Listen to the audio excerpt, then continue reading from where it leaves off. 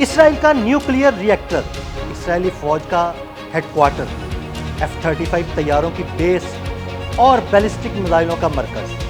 ایران نے اسرائیل کی اہم فوجی تنصیبات کی فہرست تیار کر لی۔ ایران کی جانب سے اسرائیل کی کن اہم فوجی تنصیبات پر حملہ کیا جائے گا، آئیے آپ کو تفصیل سے بتاتے ہیں۔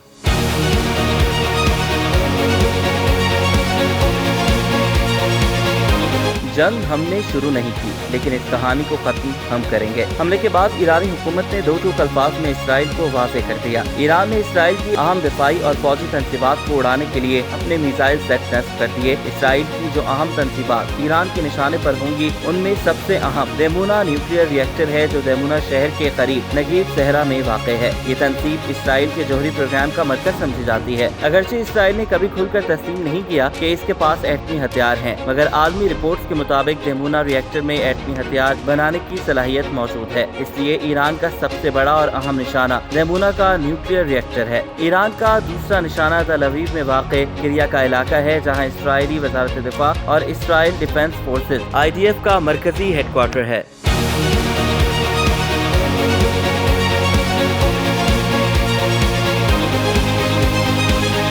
وسطی اسرائیل میں واقع پالمیخیم ایئر بیس بھی ایران کے نشانے پر ہے۔ یہاں سے اسرائیل نے اپنے کئی سیٹلائٹ خلابے بھیجے ہیں، اور یہ ایئر بیس اسرائیلی میزائل تجربات، خاص طور پر ایرو اور جیریکو بیلسٹک میزائلوں کا مرکز بھی ہے، جبکہ اسرائیل کا خلائی پروگرام بھی یہیں سے کنٹرول کیا جاتا ہے۔ نگیب صحرا میں موجود نیوتن ایئر بیس کو بھی خاص طور پر ایران کی جانب سے نشانہ بنایا جائے گا، کیونکہ یہ اسرائیل کا سب سے بڑا اور جدید فضائی اڈہ ہے، جہاں F-35 جیسے لڑاکا طیارے موجود ہیں۔ یہاں سے اسرائیل فضائی آپریشنز اور ٹریننگ کا بڑا حصہ کنٹرول کرتا ہے۔ شمالی اسرائیل میں واقع ہیفا نیول بیس اسرائیلی بحریہ کا سب سے بڑا اہم اڈہ ہے۔ یہاں جرمن ساختہ ابدوزیں تعینات ہیں، جن کے بارے میں خیال کیا جاتا ہے کہ وہ جوہری وار ہیڈز لے جانے کی صلاحیت رکھتی ہیں، اس لیے یہ نیول بیس بھی ایرانی میزائلوں کے نشانے پر ہے۔ ایران کا کہنا ہے کہ صہیونی حکومت نے رات کے اندھیرے میں ہمارے وطن پر جارحیت کی، جس میں ہمارے متعدد شہری، فوجی جنرلز اور سائنسدان شہید ہوئے۔ انتقام اور دفاع ہمارا قانونی اور جائز حق ہے۔ صہیونی درندہ حکومت کو صرف طاقت کی زبان سمجھ میں آتی ہے، اور ایران کی حکومت نے تمام دفاعی، سیاسی اور قانونی اقدامات کا سلسلہ شروع کر دیا، اور صہیونیوں پر نیند کو حرام کر دیں گے۔